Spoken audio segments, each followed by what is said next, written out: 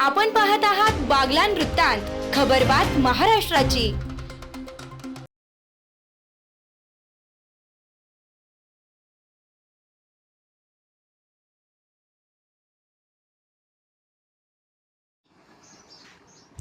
विहिरीत पडून हरणाचा दुर्दैवी मृत्यू। चांदवड तालुक्यातील दुर्दैवी घटना। चांदवड तालुक्यातील तळेगाव रोही येथे काल सकाळी 11:30 वाजता शेतकरी शरद भागवत भोकनड हे शेतात गेले असता त्यांना त्यांच्या विहिरीत गट नंबर 223-1च्या विहिरीत अन्न व पाण्याच्या शोधात हरण विहिरीत पडून मृतावस्थेत आढळून आले। शेतकरी निलेश भोकनड यांनी वन्यप्राणी मित्र भागवत झालटे यांना माहिती दिली असता भागवत झालटे यांनी या घटनेची माहिती वन विभागाला दिली। वन विभागाचे कर्मचारी वनरक्षक सोनाली वाघ, वनमजूर बाळासाहेब सोनावणे घटनास्थळी जाऊन मृत हरणाला बाहेर काढले।